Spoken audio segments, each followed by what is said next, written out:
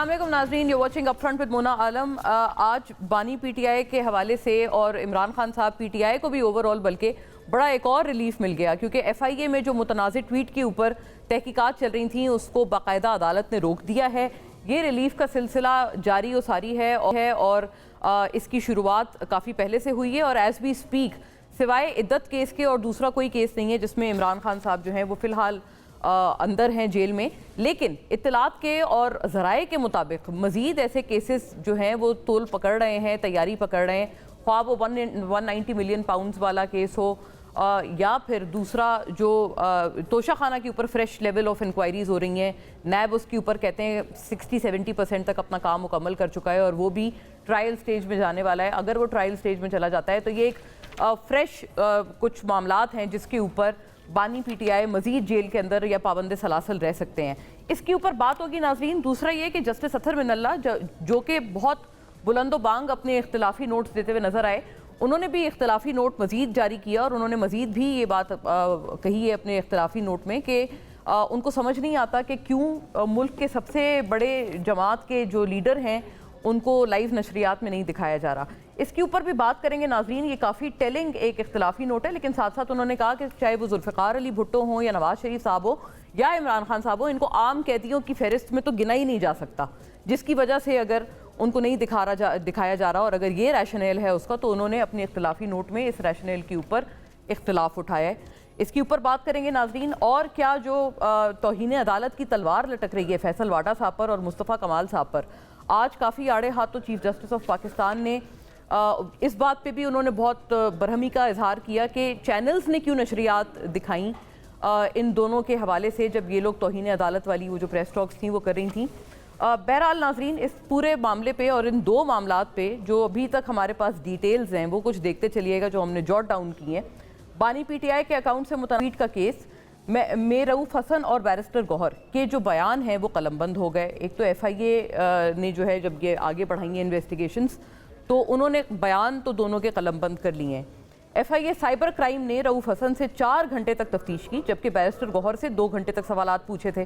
सवालनामे में पूछा गया कि बानी पीटीआई का ट्विटर अकाउंट उनकी गैर मौजूदगी में कौन चलाता है, बानी पीटीआई की गैर मौजूदगी में किसकी इजाज़त से मवाद अपलोड होता है, मुतनाज़िर ट्वीट किसकी इजाज़त से अपलोड किया गया था, मुतनाज़िर ट्वीट को अभी तक डिलीट ना करने की क्या वजूहात हैं, क्योंकि पीटीआई अगर ये कहते हैं कि ये खान साहब की मर्जी के खिलाफ हुआ है तो ट्वीट क्यों नहीं डिलीट हो रही है। बहुत ज़रूरी सवाल है जो उनकी तरफ उठाया जा रहा है। इस्लामाबाद हाई कोर्ट ने मुतनाज़िर ट्वीट के मामले पर एफआईए को पीटीआई चेयरमैन बैरिस्टर गौहर और तर्जुमान रऊफ़ हसन के खिलाफ जो मज़ीद कार्रवाई है वो करने से रोक दिया है और ये एक बहुत बड़ा रिलीफ है जो उनको मिला है। यानी कि एफआईए ने सवालात तो अपने पूरे कर लिए, लेकिन फिर इस्लामाबाद हाई कोर्ट की तरफ से एफआईए को मज़ीद कार्रवाई से रोक भी दिया गया है। फिर नाजरीन, ये जो तौहीन अदालत वाला मामला है इसके ऊपर बात करते हैं कि ये किस तरफ जाता हुआ नज़र आ रहा है। ख़ास तौर पे क्या ये जो दो रहनुमा हैं ये अपने आप को मज़ीद मुश्किलात में घिरा हुआ देखते हैं। इस मामले पे चीफ जस्टिस ने पूछा क्या मुस्तफ़ा कमाल ने फैसल वाडा से मुतासिर होकर दूसरे रोज़ प्रेस कॉन्फ्रेंस की। इस मामले पे पैनल से कहकहा भी आया है, वो भी पूछेंगे क्योंकि ये सवाल उठ रहे हैं कि ये इसमें मुमासलत की क्या वजह थी। मुस्तफ़ा कमाल के वकील फ़रोग नसीम ने जवाब दिया कि ये महज एक इत्तेफाक था। चीफ जस्टिस ने रिमार्क्स दिए कि अगर मुस्तफ़ा कमाल समझते थे कि उन्होंने तौहीन अदालत नहीं की तो फिर माफ़ी कबूल नहीं करेंगे। कुछ लोग चाहते हैं कि गाली गलौच करें, डरा धमका के अपनी मर्ज़ी के फ़ैसले लें, प्रेस कॉन्फ्रेंस के बजाय हमारे सामने आकर बात कर देते। ग़ीबत की ममानियत है। चीफ जस्टिस इसको ग़ीबत के ज़ुमरे में देखा जा रहा है। और जो फैसल वाडा साहब हैं उन्होंने भी जो तौहीन अदालत का जो केस है उन्होंने कहा है कि अभी वो माफ़ी नहीं मांगेंगे और उन्होंने कहा है कि फैसल वाडा ने कि जो सुप्रीम कोर्ट से गैर मशरूत माफ़ी मांगने से इनकार भी कर दिया है। साथ साथ वो कहते हैं फैसल वाडा ने अपने जवाब में कहा कि उनकी प्रेस कॉन्फ्रेंस का मकसद अदलिया की तौहीन नहीं बल्कि मुल्क की बेहतरी था। एक जगह वो ये भी कह चुके हैं कि अगर सवाल उठाना जुर्म है तो मुझे फांसी लगा दें। मुस्तफ़ा कमाल ने बयान हल्फी में कहा कि मुअज़्ज़ज़ अदालत से माफ़ी की दरख्वास्त और ख़ुद को अदालत के रहमो करम पर छोड़ता हूँ। किसकी स्ट्रैटेजी बेहतर है किसकी स्ट्रैटेजी नहीं ये तो वक्त ही बताएगा, क्योंकि दोनों रहनुमा जो हैं उनकी प्रेस कॉन्फ्रेंस में मुमासलत के ऊपर बहरहाल काफ़ी सारे सवालात उठ रहे हैं। फौरी तौर पे अपने मुअज़्ज़ज़ पैनल का रुख करती हूँ और साथ साथ एक और बात आप नाजरीन को भी सुनाती चलती हूँ, जहाँ पर फैसल वाडा साहब ने पीटीआई को बैन होने के हवाले से उन्होंने कुछ कहा है और कल ये उनकी काफ़ी ज़रूरी उनका बयान था। सुनिए उन्होंने क्या कहा है और क्या ये उनकी पेशन गोई है या उनकी सिर्फ ख्वाहिश है। कुल्हाड़ा मारा है पीटीआई ने अपने ऊपर, और मेरा अपना ख्याल है कि यूजुअली इस टाइप की चीज़ों के बाद पार्टी बैन की तरफ जाती है। और अगर आप देखें एनपीएम लंदन को, तो उनको बैन किस बात पे किया था, इसी तरह की चीज़ें थी। और अगर आप तहरीक लब्लैक को भी देखें तो मुल्क के साथ भी मुखलिस हैं, फौज के साथ भी, अदलिया के साथ भी। अगर सियासी जमातें उस लेवल पे चली जाएंगे, मुल्क तोड़ने की साजिश तक ले जाएंगे चीज़ों को, और एक कियोस क्रिएट करते दुश्मन का काम करना शुरू है, तो वो तो मुझ पर और आप पे भी एप्लीकेबल। जी नाज़रीन, मुतनाज़ ट्वीट के ऊपर वो कहते हैं कि वो, और फैसल वाडा साहब कई दफ़ा खुद भी ये बात क्लेम करते हैं कि जो मैं कहता हूँ या बात करता हूँ वो अल्टीमेटली जाके सच होती है। तो ये कि ज़ुमरे में देखा जाए, फौरी तौर पे अपने मौजूद पैनल का रुख करती हूँ, और दो बड़ी सीजनड हमारे साथ पॉलिटिशियंस आज पैनल में मौजूद हैं यहाँ स्टूडियोज़ से, और ऑफ कोर्स स्टूडियोज़ के बाहर भी। शैला रज़ा साहिबा यहाँ पीपल्स पार्टी से हमें ज्वाइन करती हैं, स्टॉलवर्ट ऑफर पार्टी, साबिक वज़ीर, साबिक speaker as well for Sindh assembly, आजकल भी माशाल्लाह अक्सर व बेशतर कौमी असम्बली में स्पीकर के फ़राइज़ सर अंजाम देती हैं। आपको वेरी वार्म वेलकम शैला साहिबा। मेहरबानों कुरैशी साहिबा नाज़रीन पाकिस्तान तहरीक इंसाफ से हमारे साथ हैं और तमाम तर मामले पे अपनी जमात का बेबाक मौक़िफ़ हमेशा से रखती हैं, आज भी इंशाल्लाह रखेंगी। आपको भी बहुत खुश आमदीद और आपको मुबारक हो मेहर साहिबा, ऑन एयर आपको इस बात की मुबारक के साइफर केस में बड़ी बरियत और बहुत बड़ा ये रिलीफ है, लेकिन रिहाई कितनी दूर है ये हम बहरहाल आपसे जानेंगे। कैसर अहमद शेख साहब PMLN के स्टॉलवर्ट हैं, वफाकी वज़ीर हैं बराए मैरी टाइम अफेयर्स और हमें ज्वाइन कर रहे हैं कराची से। वेरी वार्म वेलकम सर, आपको भी बहुत बहुत खुश आमदीद। कैसर साहब अपने आप में माशाल्लाह एक बड़ी एक स्टॉलवर्ट हैं सियासत के एतबार से भी, और एज़ वेल एज़ इकनॉमिक मामलात पे भी बड़े लर्नड ओपिनियंस हैं कैसर साहब के। बहुत सारी चीज़ों को आपने बड़ी कुर्बत से देखा है। आपको भी सर वंस अगेन बहुत बहुत खुश आमदीद।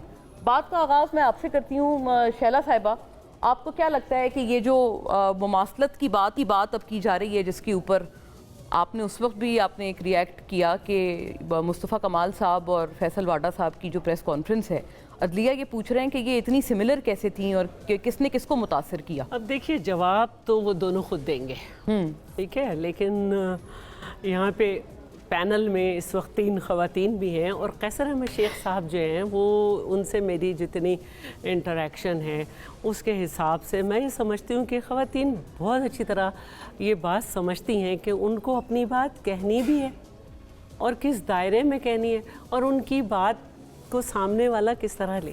तो ये हुनर अल्लाह ने सबको दिया है, लेकिन ख़वातीन को ज़्यादा दिया है। तो यानी अच्छे अल्फाज का चुनाव, आप किसी भी जगह आपको इख्तलाफ हो सकता है, किसी से भी हो सकता है, आप ऑब्जेक्शंस दे सकते हैं, लेकिन मैं समझती हूँ कि तरीक़ाकार जो है वो बहुत है, क्योंकि हम लोग उर्दू स्पीकिंग है और हमारे बचपन से हम लोग एक बात सुनते थे कि आप ये भी कह सकते हैं तनावुल फरमाइए, खाना खा लीजिए, और ये भी कह सकते हैं ठूस लीजिए। तो कौन सी चीज़ अच्छी होगी? यहाँ पर ठूस लीजिए वाला मामला। तो अब यहाँ पे जो मामला है वो ये है कि जो हमें भी नहीं अच्छा लगता, कहीं से भी इस तरह की ज़बान लहजा हो तो इंसान को अच्छा नहीं लगता। तो अब वो दोनों जवाब दें, वो बताएंगे, लेकिन अब मुमासलत तो जाहिर है कि पूछनी चाहिए। मेहरबानो साहिबा, ये तो उन्होंने तबसरा फरमाया कि शायद अल्फाज का चुनाव और कड़वी से कड़वी बात भी मीठे से मीठे अंदाज में की जा सकती है, लेकिन जो बैन होने वाली बात है वो तो वो कड़वी भी है और वो की भी उसी अंदाज में गई है। मीठा बोलते हैं हमेशा, कड़वी बातें भी मीठे मीठे अंदाज में बोल दिया करते हैं। लोग तो बल्कि इस बात पे बुरा मनाते हैं कि मैं मुस्कुरा के हर चीज़ कह देती हूँ बट ऐसे बेहतर होता है ना, आप नरम लहजा रखिए। अच्छी आपके मुस्कुराने पे भी कोई ममानियत लगी हुई थी पिछले दिनों की? exactly. वरना मेरे तो बहुत लगी है चलिए अच्छी बात है, आप हंसना चाहिए, देखिए उन लोगों की कदर करनी चाहिए, बल्कि जो मुश्किल वक्तों में मुश्किलात का सामना करते हुए भी मुस्कुराते रहते हैं। आई थिंक ज़्यादा लोगों को ऐसे अगर होए तो हमारी सियासत में जो तलखी है बल्कि लोग कहते हैं अगर सियासी लीडरान मुस्कुराएंगे तो वो अपने कारकुनान को, अपने वर्कर्स को भी इंस्पायर करेंगे। अगर वो मुंह लटका के रखेंगे, मुश्किल हालात में अपने चेहरे पे आने देंगे। जो गुफ्तगू हुई मुस्तफ़ा कमाल साहब ने की, फैसल वाडा साहब ने की, मेरा तो उस पर सिर्फ ये मौक़िफ़ है कि नहीं करनी ही नहीं चाहिए थी, ऐसी तनकीद नहीं करनी चाहिए। मेरा अपना ज़ाती मौक़िफ़ है, अदलिया पे तनकीद नहीं करनी चाहिए। देखिए आप फैसलों पे करें, आप फैसलों पे सवाल उठाएं, मगर ज़ातियात पर बिल्कुल बात नहीं करनी चाहिए, गुरेज करना चाहिए। ख़ास तौर पे जजेस के ऊपर इस तरह की गुफ्तगू नहीं करनी चाहिए है। मेरा तो मानना है कि सियासत में भी हमें फूक फूक के बात करनी चाहिए ज़ातियात पे जब होती है। आप जितना किसी को इज़्ज़त देंगे उतनी इज़्ज़त वो आपको भी देगा, चाहे वो ना भी देना चाहे तो वो मजबूर हो जाता है। अगर आप अपना लहजा नरम रखें और ज़ातियात पे बात ना करें, अगला बंदा आपकी बात पे सुनने को भी ज़्यादा तैयार होता है। तो आई थिंक इस तरह का माहौल हमें बनाना चाहिए है। हमने आगे इसी तरह यही रास्ता है। लेकिन दूसरी बात जो उन्होंने की वो है पीटीआई के ऊपर पाबंदी लगने के हवाले से। वो कहते हैं कि हमूदुर रहमान कमीशन पे बात करके आप लोगों ने पाँव पे कुल्हाड़ी मारी है। देखिए, ये वावडा साहब की ख्वाहिशात हैं। आप पेशन गोई तो नहीं, क्योंकि उनकी पेशन गोई भी अक्सर वो कहते हैं सच हो जाती है मेरी बात। सिर्फ गूगल सर्च कर लीजिए, मेरे ख्याल में मोहतात अंदाज में बहुत दफ़ा बात भी हुई है। और मैं इस मौजू पे ज़्यादा गुफ्तगू ही नहीं करना चाहती, मगर मियाँ साहब के भी बयान है, भुट्टो साहब का भी बयान है। भुट्टो साहब ने तो यहाँ तक कहा कि he was regretful over the crimes committed in Bangladesh, right. ये क्योंकि हमारी तारीख का एक हिस्सा है ना। अब शैला साहिबा भी इससे सहमत होंगी, एग्री करेंगी कि हमारी तारीख का एक हिस्सा है, बहुत ही दर्दनाक।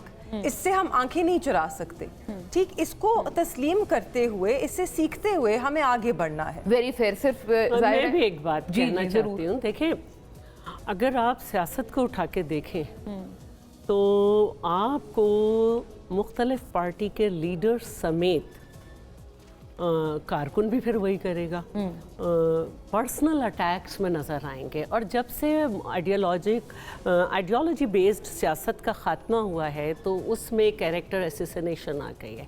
और राइट विंग की सियासत में हमारा अपना करना है ये कि राइट विंग की सियासत में हमेशा जो है वो पर्सनल अटैक्स होता है, क्योंकि कोई आपकी आइडियोलॉजी नहीं होती। तो आप देख लें क्या चलता आ रहा है।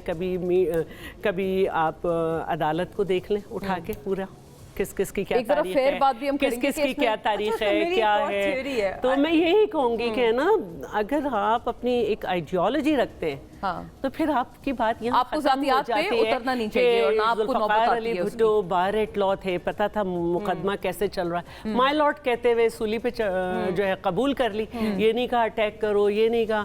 या बीबी का जिस तरह से केस था कि सब उसमें बरी हो गए, वो एब्सकॉन्डर थी लेकिन उनको एक सजा की वो की गई। या यूसुफ रजा गिलानी वाले मामले में जिस तरह से उन्हें घर अच्छा, ये मेहर साहिबा ये बात तो अक्सर आती है, हमें सीखना चाहिए इन बातों। आपकी तरफ मैं आती हूँ ये वाला मामला लेके। वो कहते हैं आपने जो रिएक्ट किया है वो उस तरह का रिएक्शन भी जो है वो नहीं आना चाहिए था from a leader as big as Khan साहब के। अगर उनको सजा हुई या उनकी गिरफ्तारी हुई, उन्होंने कहा कि जी मैं मुझे अगर यहाँ रोका गया तो मैं मजीद वही चीज़ होगी दोबारा जब वो कमरा अदालत। खान साहब कब की 9 मई के हवाले से। हाँ, इसके ऊपर एक तनकीद आती है। If you can hold on to that point ना, हम इसके ऊपर आते हैं ताकि आप इस पे तफसील से एलैबोरेट करें। कैसर साहब, आपसे ये बात जानना चाहती हूँ, आपके व्यू में कितना मुतनाज़े ये जो ट्वीट वाला मामला है पीटीआई के, क्या गले पड़ सकता है? क्या काबीना में कोई ऐसी डेलिब्रेशन चल रही है कि खान साहब अगर रिहा भी हो जाते हैं तो उनको किसी तरह से मजीद अंदर रखा जाए? लेकिन दूसरी तरफ आप ही माशाल्लाह हमारे पिछले प्रोग्राम पे मुज़ाकरात की दावत दे के गए हैं। आपने इस हद तक, मुझे याद है उस रोज़ कहा था कि अगर वो हाँ करें और अगर वो मुज़ाकरात करने वाले बने, आप खुद चल के जाने को तैयार हैं कि उनसे मुज़ाकरात हों। तो वो कहते हैं कि एक तरफ तो आप उनको बिला वजह पाबंद सलासल रख रहे हैं, दूसरी तरफ आप मुज़ाकरात की बात कर रहे हैं। दोनों चीज़ें एक साथ नहीं हो सकती।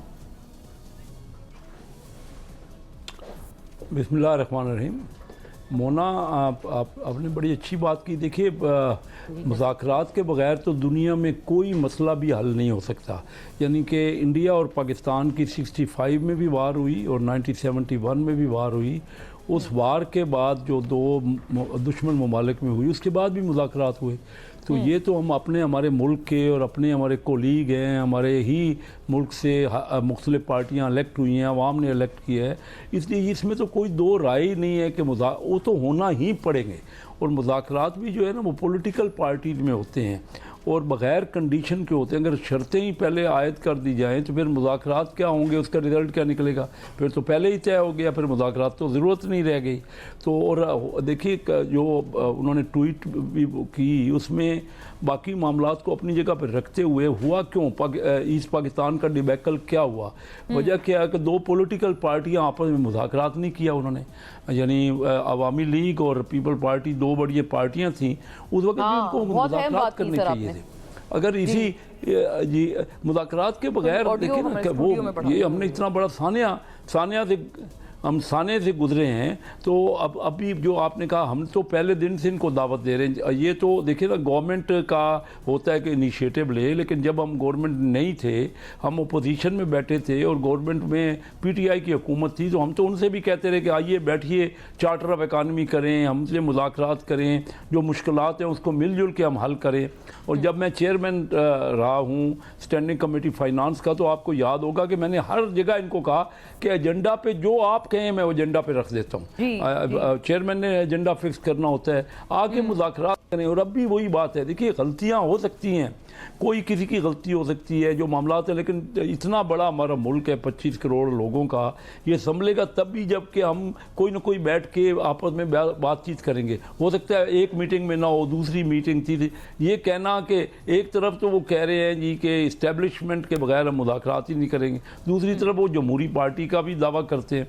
अच्छा, इलेक्टेड जो है ना वो सिर्फ अवाम ने इनको वोट दिए, ज़रूर दिए, मानते हैं हम, तो क्या हमें वोट नहीं दिए अवाम ने? मैं आपको बताऊं कि 97 में इमरान खान साहब 8 सीटों से इलेक्शन लड़ रहे थे खुद, और मैं मुझे टिकट नहीं मिला, मैं इंडिपेंडेंट लड़ रहा था, तो इमरान खान साहब 8 सीटों से हार गए।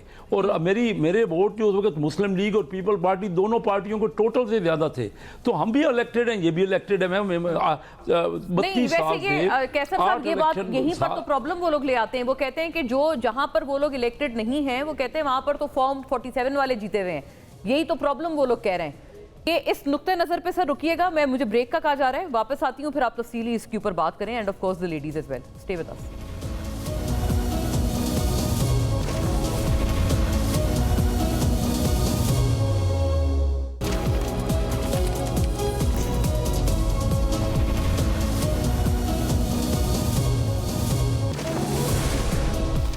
जी वेलकम बैक नाजरीन। प्रोग्राम में भी पुरजोर इस बात की डिमांड है कि अली अमीन गंडापुर साहब वज़ीर आला केपी ने जो प्रेस टॉक की है, और बहुत आज तो वो गुस्से में और इश्तियाल में नज़र आए। शैला आपा कह रही हैं कि शायद उनकी प्रेस टॉक में कुछ चीज़ें ऐसी भी थीं जो कि नशर करने के भी काबिल नहीं थी। उन्होंने 9 मई के हवाले से भी बड़ी बातें की हैं, गवर्नर हाउस में रहो वरना खाना पीना सब बंद कर दूंगा, और तुम चोर हो और तुम्हारा लीडर भी चोर है। ये सारा बेसिकली उनकी जिस्ट है उनकी कॉन्वर्जेशन का। कैसर साहब आप अपनी बात मुकम्मल कर लें। ये वाली ठीक है, आप भी शायद कहेंगे कि इस तरह की ज़बान अगर केपी के वज़ीर आला इस्तेमाल करेंगे तो कैसे मामलात आगे बढ़ेंगे या कैसे मुज़ाकरात होंगे, लेकिन आपके साथ तो जब वो मीटिंग्स में होते हैं, वफाकी काबीना हो या SIFC में जब भी वो जाते हैं, तो वो बड़े कॉर्डियल नज़र आते हैं हुकूमती मुलाकातों में। अली अमीन गंडापुर साहब, ये क्या मामला है आपकी अंडरस्टैंडिंग से? ये अभी रिसेंटली मैंने खुद उनसे SIFC में मीटिंग अटेंड की है, तो अली अमीन गंडापुर ने वहाँ तो कोई ऐसी बात नहीं की। वो तो कह रहे थे कि हमें भी आप ज़्यादा से ज़्यादा रियायतें दें, जो हमारे KPK के फंड्स हैं उनको रिलीज़ करें, और हम हर किस्म की आपसे तावन करेंगे। मैं समझता हूँ यही तरीक़ाकार होना चाहिए जमहूरियत में। इनका क्या होगा, यानी फिर 2014 से ये तो नेगेटिव पॉलिटिक्स हो रही है। आप बताइए उसका रिज़ल्ट क्या निकला? क्या पाकिस्तान आगे बढ़ गया? क्या 9.5 करोड़ गरीब जो लोग हैं वो कोई गुर्बत की लकीर से ऊपर आ गए? हम अगर आपस में झगड़ा, हम तो चंद लोग हैं जो अपने मामलात के पे ऊपर ही लगे हुए हैं, अदालतों में हो या पार्लियामेंट में हो, तो अगर हम यही बातें करते रहेंगे कि जो आम आदमी से के मसाइल से तल्लुक़ होंगी, जब हम जाते हैं अपने इलेक्शन के लिए और अपने हलकों में, तो उनसे तो ये कहते हैं हम आपके मसाइल का हल करेंगे, गुर्बत दूर होगी, महंगाई कम होगी, आपको रोज़गार मिलेगा, ये और आपका इंफ्रास्ट्रक्चर बनाएगा। हम उसमें तो कर रहे, ना आपके मीडिया पे हो रही है, ना अदालतों में हो रही है, ना पार्लियामेंट में हो रही है, तो फिर किस तरह लोगों का, इतना बड़ा मुल्क है, दुनिया का 5वां बड़ा मुल्क है, लेकिन HDI इंडेक्स जो है हमारा, जो कोई 130-40 नंबर पे है दुनिया के मुल्कों में, ह्यूमन डेवलपमेंट इंडेक्स, जो कि हमारे ही साबिक, तो ये क्या हम लोगों को क्या दे रहे हैं? ये जब तक हम बैठेंगे नहीं, ठीक है।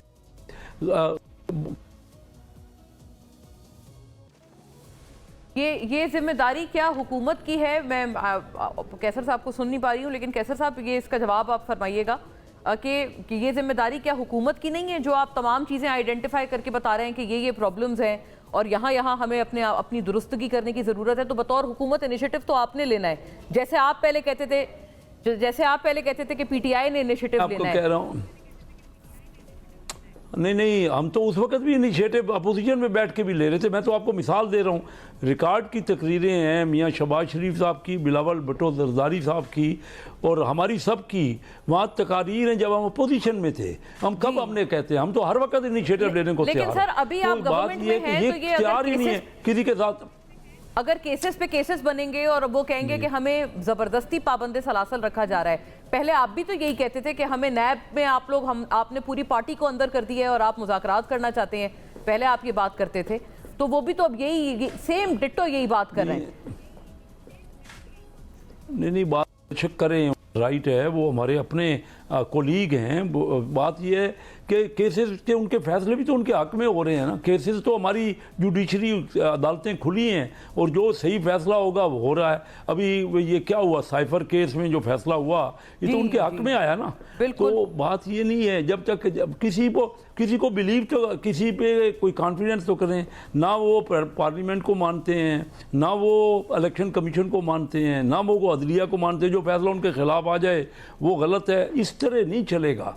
मानना पड़ेगा इदारों को और इदारों की तकरीम करनी पड़ेगी और इदारों की जो डिसीजन जजमेंट हो हैं उनको देखिए, हुकूमत का काम होता है, अगर कोई केसेस हो भी गए, क्या ये केसेस पहले नहीं होते रहे, उनके दौर में नहीं होते, अगर हो गए तो अदालतें हैं, अदालतों ने फैसला करना है ना। अगर ये तो हुकूमत का काम है कि कोई उनको लगे तो वो केस फाइल करें। जी हाँ, अदालतें भी इनके हक में फैसले दे रही हैं और आपने ये कहा कि अच्छा आप मानते नहीं है किसी को, दे रही हैं। ये बड़ी अहम बात है। मैं बल्कि ये मेहर, अगर इसका आप पहले जवाब फरमा दें शैला साहिबा से पहले कि ये आप मानते तो कुछ नहीं है ना, ये तो फैक्चुअल बात है। ये आपके बारे में ख्वाह PMLN हो, पीपल्स पार्टी हो, दोनों ये ऑब्जर्वेशंस रखते हैं। ऑब्जर्वेशंस नहीं है, ओपिनियंस हैं। हम तो वो जमात हैं, हमारे खिलाफ जितने भी फैसले आए, आप जैसे कहा कि आप तो उनके जीते हुए हल्के भी नहीं मानते। आप कहते हैं कि जहां से हम जीते हैं वहां फॉर्म 45 और 47 दोनों ठीक है, लेकिन जहां वो लोग जीते हैं वो हम बिल्कुल तस्लीम करते हैं। जो 17 सीटें जिन पे नून लीग इलेक्ट होकर आई है, उन 17 सीटों को हम तस्लीम करते हैं। उन 17 मेंबरान को हम तस्लीम करते हैं कि वो इलेक्टेड मेंबर्स हैं ऑफ पार्लियामेंट, उनका हक है पार्लियामान में होने का, उनका हक था हल्फ बर्दारी का, और हम उन्हें तस्लीम करते हैं। हम अगर जिनको नहीं करते हैं, जो बाकी फॉर्म 47 के बिना पर आए हैं, तो हम ऐसे हवा में तो नहीं बात कर रहे ना। हम तो अपने फॉर्म 17 के अलावा सबके फॉर्म 45 और 47 ये बात जो है उनके अंदर जमात के लोग भी तस्लीम कर चुके 17 हैं। ये तो आपने बहुत ही वैसे अंडर एस्टिमेट कर दिया, आपने तो शायद 10% भी उनको नहीं, हमारी नज़र में तो दीज आर फैक्ट्स। हमने वो फैक्ट्स जो है प्रेजेंट भी किए हैं, हम ट्राइब्यूनल्स में भी गए हैं, आप देख लें। हमने सिर्फ बातें नहीं की हैं, 150 से ज़ायद पिटिशंस है ट्राइब्यूनल्स में जो हमारी अब गई हुई हैं। हम शवाहिद के साथ गए हैं, डॉक्यूमेंट्स के साथ गए हैं, और आपके सामने इस्लामाबाद की 3 सीटें हैं, ठीक है, उसके ऊपर 3 समातें हो गई। जब केस मुकम्मल होने को आया और लगा कि अब बस 2 दिन की कार्रवाई रहती है, यहाँ पे हर कोई अपने फॉर्म 45 ले आया एक्सेप्ट फॉर नून लीग। अब उन्होंने अदम एतमाद कर दिया है। हालांकि ये वही ट्राइब्यूनल है जिसमें 3 दफ़ा पेश हो चुके हैं, उसका हिस्सा बन चुके हैं, तब तो एतमाद था। अब जब लगा कि केस खत्म होने वाला है और हमारे हक में नहीं जाएगा, आप कोट करते हैं, अगर आप ये 17 वाला जो नंबर है जो आप कोट करते हैं, ये आप PMLN को शामिल कर रहे हैं या पूरी कोalition? 17 PMLN और पीपल्स पार्टी के आप समझते हैं पीपल्स पार्टी की? देखिए, पीपल्स पार्टी के हमारे जो इख्तलाफात हैं वो हैं कराची में, हैदराबाद में, मुल्तान में मेरी अपनी सीट है, तैमूर मलिक साहब की सीट थी, वहाँ पर वो भी आप कहते हैं कि वो भी गलत हैं? गलत कहते नहीं है, हमें मालूम है, हम शवाहिद के साथ बात करते हैं, शवाहिद के साथ कि वो गलत हैं। आपको मैं आपको बता देती हूँ ना, जो मेरी ट्राइब्यूनल में पिटिशन दायर की गई है उसके अंदर अब the facts speak for themselves, ठीक है, मुझे कोई बयानिया बनाने की ज़रूरत है ही नहीं इस पर। 42 पोलिंग स्टेशन हैं, वो निकाल के हमने सामने रखे हैं। उसके अंदर जो फॉर्म 45 और फॉर्म 47 में रिजेक्टेड वोट का डिफरेंस है 12,500 वोटों का, वो 12,500 वोट उन 42 पोलिंग स्टेशन पे सिर्फ और सिर्फ मेरे हैं जो मुस्तरद हुए हैं। अब just that one fact alone proves my case. अगले आपके जो ओपोनेंट हैं उनके कोई वोट्स मुस्तरद नहीं हुए? नहीं। ठीक है शैला साहिबा, इस तरह की बड़ी सारी एम्बिग्विटीज हैं। देखिए ये सारी चीज़ें कोई नई नहीं है, ठीक है। जब 2018 के इलेक्शन हुए, जिसको ज़हीरुल इस्लाम ने कबूला है कि हम इनको थर्ड ऑप्शन के तौर पर लेकर आए थे पीटीआई को, ये बहुत वायरल हुई है वीडियो, इसमें कोई वो बात नहीं है। 2022 में ना एक इनकी कैंपेन कर रहे थे इनके तो कैंडिडेट, उसमें उन्होंने कहा कि हम इन्हें थर्ड ऑप्शन के तौर पर लेकर आए, तो उस वक्त इतने ही ज़्यादा सबको इतराज़ थे। और मैं आपको ये बताऊं, अब्दुल हकीम बलोच साहब और ये हमारे झंग के जो फैसल सोले हयात हैं, इनके केसेस के ऊपर बड़ी बात हुई थी। और फहमीदा मिर्ज़ा के जो अपोनेंट थे, जब उन्होंने ट्राइब्यूनल में गए और रिकाउंटिंग में जब उनकी काउंटिंग ज़्यादा होने लगी तो वो सब चीज़ें बंद की गई और ख़त्म कर दिया गया मामला। तो इसी तरह जो फॉर्म 45 हैं वो कभी नहीं मिले लोगों को, मिले ही नहीं। और 18 में फॉर्म 45 मिले ही नहीं थे, कहते हैं पर्ची पे शायद लिख के दिया था। 5 दिन तक चेयरमैन बिलावल का लियारी से रिजल्ट नहीं आया था, आज तक उसके फॉर्म 45 नहीं मिले। तो ये यहाँ का एक, देखिए मैं एक बात करना चाह रही हूँ, यहाँ पे यही होता है, ठीक है, यहाँ पे यही होता है। 2013 के जो इलेक्शन थे उसमें हम इलेक्शन लड़ ही नहीं सकते थे क्योंकि हमें तालिबान की धमकी थी और दोनों जमातें बहुत ज़बरदस्त कैंपेन कर रही थी। खान साहब ने कहा कि तालिबान रुको मैं आ रहा हूँ, ये रिकॉर्ड का हिस्सा है। और नवाज शरीफ बिल्कुल तकरीरें हुई थी, बिल्कुल हुई थी। और नवाज शरीफ साहब ने, देखिए मैं बात कर रही हूँ, मैं बड़ी उससे सुनती हूँ, और नवाज शरीफ साहब ने कहा कि पीपल्स पार्टी के साथ जो कुछ हो रहा है वो अपने किए का खमियाजा भुगत रहे। 2008 के इलेक्शन से पहले हमारी लीडर को ही शहीद कर दिया गया। तो ये है हमारे इलेक्शंस की हिस्ट्री। तो अब बात यह है कि इस वक्त भी पाकिस्तान पीपल्स पार्टी जो है उसको भी बहुत सारी जगह ऑब्जेक्शंस हैं। ये जिस तरह 44 साल बाद अदालत ने हमें भुट्टो शहीद के केस में इंसाफ दिया, यूसुफ रजा गिलानी में अभी तक इंसाफ नहीं मिला, खान साहब 10 महीने से जेल में, इंसाफ हो गया। लेकिन जरदारी साहब को हर दौर में गिरफ्तार किया जाता है और कोई ये नहीं कहता कि भाई 13 साल इसको जो जेल में रखा गया मुख्तलिफ तरीके में, जिसमें सज़ा कभी नहीं हुई, कब इंसाफ मिलेगा। तो ये चीज़ों को समझना चाहिए कि अगर मैं आपको सिर्फ एक मिसाल दूं, गिलगित बल्तिस्तान के जो 2016 के शायद इलेक्शन थे, तो उसमें गांचे से जो है वो इंजीनियर इस्माइल के 45 वोट्स के करीब जो थे वो उन पे मसाइल थे। जब दूसरा इलेक्शन में 6 महीने रह गए तो उस वक्त फैसला आया कि जी ये जीते। हाँ सही तो है, ये मसाले तो हैं, इसमें मुल्क उल्टा नहीं जाता, इसमें मुल्क को उलट नहीं देते। हाँ ये अच्छा, ये बड़ी अहम बात थी मेहर साहिबा, रिएक्शन की बात होती है, बतौर लीडर आपने कैसे रिएक्ट करना है। मैं आपको समझाती हूँ। देखिए आपने पिछले इलेक्शंस की बात की, बिल्कुल आप सही कह रहे हैं। अगर 2018 में फॉर्म 45 लोगों को नहीं मिले तो गलत था ना, आप आज भी कहते हैं गलत हुआ। आज की फिर हम पीछे चले जाते हैं, हम सब तस्लीम करते हैं कि हमारी तारीख में इलेक्शंस हमेशा मुतनाज़ा रहे हैं। ठीक, शफाफ प्रॉब्लम क्या है? I tell you what the problem is. Allow me to complete. शफाफ इलेक्शन कभी हुआ ही नहीं। जो 2024 8 फरवरी को इलेक्शन हुआ, ऐसा इलेक्शन हमने कभी देखा ही नहीं, इतना गैर शफाफ। वो इस वजह से मैं बताऊं मेहर साहिबा, आप लोग 18 में बेनिफिशियरी थे ना उस सिस्टम के। नहीं, यू एक्सेप्टेड इट। नो, अभी आप कह रहे हो कि गलत हुआ। मौलाना फजलुर रहमान को किस बात पे तकलीफ है वो नहीं। शैला साहिबा, मैंने आपकी सारी बात सुनी। Allow me, but wait for the break, allow me 5 minutes to complete. देखिए हम ये नहीं कह रहे कि बेनिफिशियरी था, आज ये बेनिफिशियरी हैं, आप ये मानने को तैयार नहीं है, बट ऑब्जेक्टिवली अगर हम बात करें तो इस मुल्क में इलेक्शंस जो हैं वो हमेशा मुतनाज़ा रहे हैं, हमेशा उसकी शफाफियत पे सवाल उठा है। आज हमने हिंदुस्तान में देखा, इतना बड़ा इलेक्शन हुआ, इतनी बड़ी एक्सरसाइज थी, एग्जिट पोल्स के खिलाफ रिजल्ट्स आए, मगर मुतनाज़ा नहीं है because they are transparent.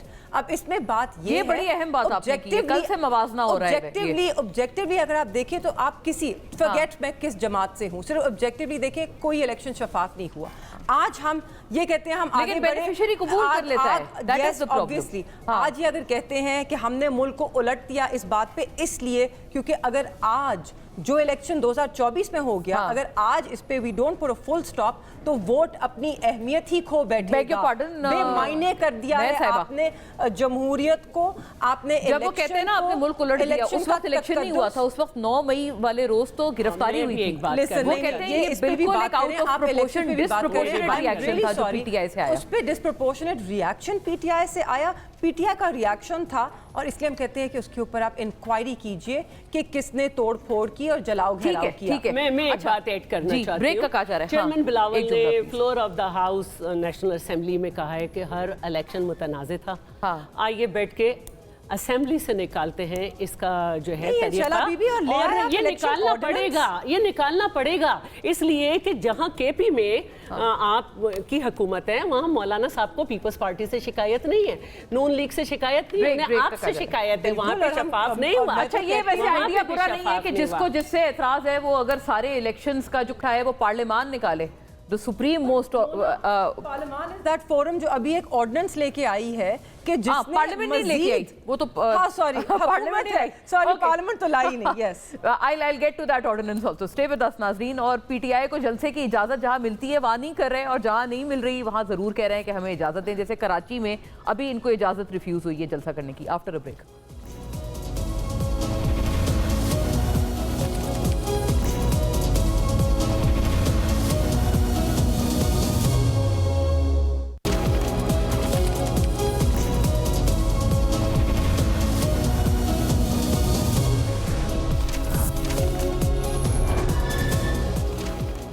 Welcome back नाज़रीन। कैसर साहब यहाँ स्टूडियोज़ में तो आपने सुना बहुत एक बहस भी हुई, काफ़ी एक हाइप थी इस पूरे मामले पे जो कि दोनों इतराफ़ से।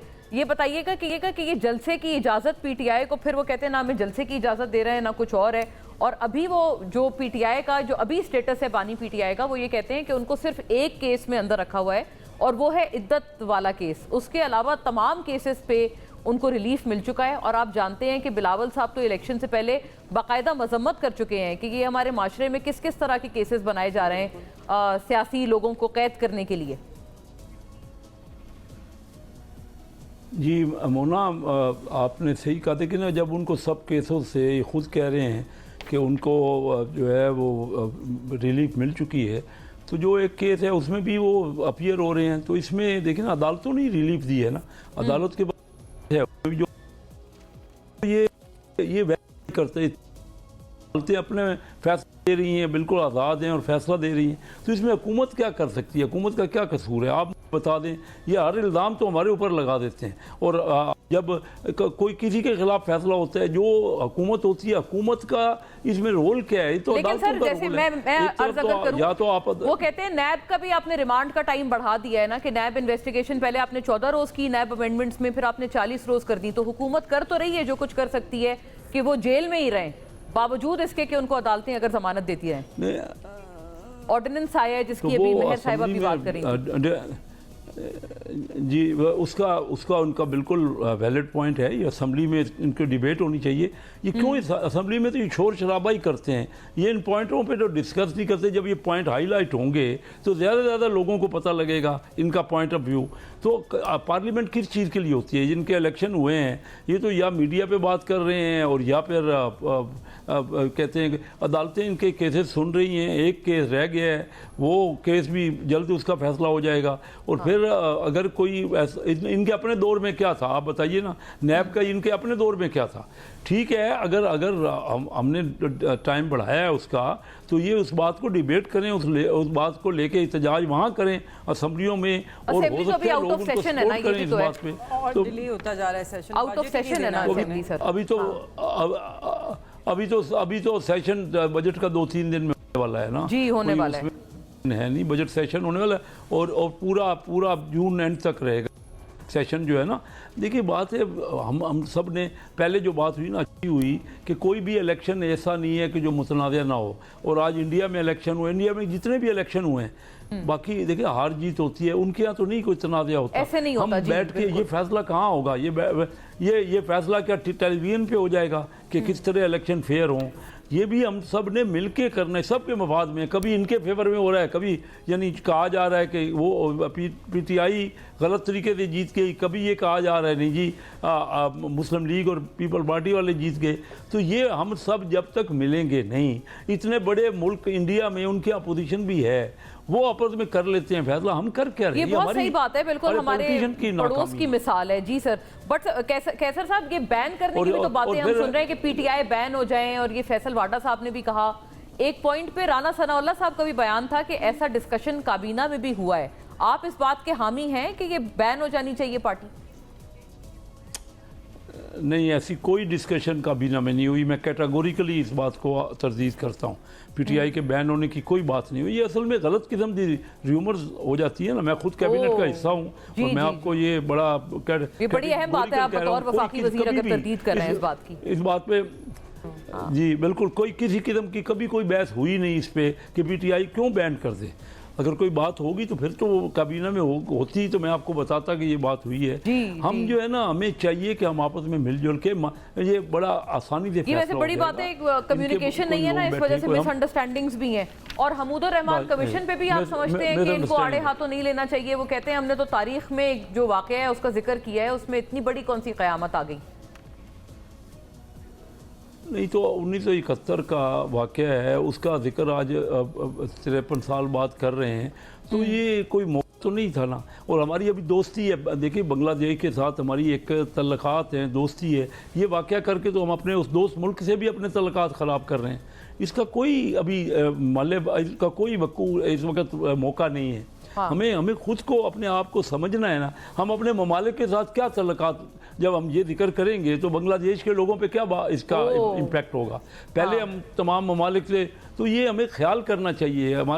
हमारा ये मामला अब नहीं है, अब वो एक अपना खुद मुख्तार मुल्क है बांग्लादेश, और हमारा दोस्त मुल्क है।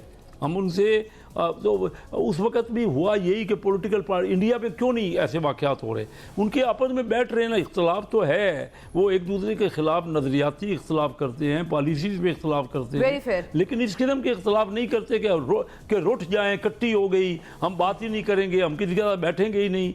ये दुनिया में मैंने तो कहीं नहीं, मैं भी दुनिया के बहुत से ममालिक में जाता हूँ, किसी जगह मैंने ये नहीं देखा। और ये बड़ी आपने फेयर एंड स्क्वायर वाली बात एक आपने, मतलब आपने कैटेगोरिकली, आपका अपना ये ओपिनियन है सर कि ये तमाम तर जो इसका मलबा है वो पीटीआई पे है, क्योंकि वो लोग नहीं मान रहे। आपने तो बतौर अपोजिशन भी उनको मनाने की कोशिश की। और शैला साहिबा, ये जलसे की इजाजत कराची में 10 साल हो गए। हाँ, कराची में जलसे की इजाजत अगर मिल जाए आपके, नहीं जलसे की इजाजत तो हुई है, जगह को शायद बात की गई है कि किसी और जगह कर ले। वो इस्लामाबाद का, वो रवात में जलसे का रवात में, लेकिन कराची में उन्होंने ये कहा है, कराची में उन्होंने ये कहा है कि दहशतगर्दी का बहुत खदशा है इस वजह से। जगह की भी बात हुई है शायद, जहाँ तक मेरा ख्याल है कि इधर नहीं इधर कर ले। हाँ। और ये कोई इतनी बड़ी बात नहीं है कि अगर कोई एक होना चाहिए आपके ख्याल में, इसमें कोई ऐसी शारा फैसल से पूरा कराची डिस्टर्ब हो जाता है। तो अगर जगह बदल लें, मज़ार कायद के पास जगह है, दूसरी जगह है, काफ़ी सारी जगहें हैं, तो ये कोई ऐसी बात नहीं। लेकिन मैं एक बात कहना चाहती हूँ कि देखिए, हमारे मुल्क में पहले तो ये था कि पॉलिटिकल लीडर वही बनता था जिसको जेल में डाल दिया जाए, लेकिन मैं समझती हूँ कि सबसे ज़्यादा ये पीपल्स पार्टी के हिस्से में आया। इवन 2018 में भी जो पीटीआई की गवर्नमेंट थी, हमारे बहुत सारे लोग गए, मुझे भी कभी FIA कभी नैब, पता नहीं क्या क्या चीज़ें आ रही थी। यहाँ तक कि किसी शख्स ने किसी जज को कुछ कहा है तो उसने आपको भी भेजा है, उसके मोबाइल से पता चला। आपको वैसे पीटीआई के दौर पे किसी रहनुमा ने कहा था किसी शो पे, आई थिंक, कि आप भी तैयारी पकड़ लें, नैब वाले आपको आ रहे हैं? मुझे आ गए थे, सवाल आए थे ना मेरे पास। तो मेरा ये कहने का मतलब है कि ये कहना कि जब हमारा दौर होगा ये सब जेल में होंगे, ये कर लो, ये इससे हट जाएं।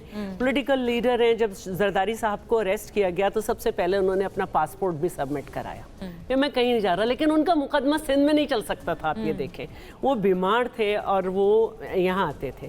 तो ये भी तो हो सकता है कि जब हमारे यहाँ इतने ज़्यादा जेल मैनुअल में जो है वो पॉलिटिशियंस के लिए नरमियाँ हैं, तो हम क्यों उन्हें जेल में डालें? आप उन्हें हाउस अरेस्ट कर दें, आप उन्हें कहें कि ये मुकदमा चलता रहेगा, आप एक ड्यूरेशन फिक्स कर दें कि इसमें ये सारे मुकदमे जैसे कहते हैं ना शैला साहिबा कि वो हाउस अरेस्ट तो बुशरा बीबी को किया था, वहाँ और ज्यादा कहते हैं प्रॉब्लम्स थी और एक नया पलंदा था प्रॉब्लम्स का, जिस वजह से उन्होंने खुद कहा भाई मुझे जेल भेज दें। जो कुछ हो रहा है वो आप देख रही हैं कि ये बात हुई थी कि उनको कोई वो पॉइजन कर रहे हैं, वो कर रहे हैं, वो भी आ गया था कि नहीं है।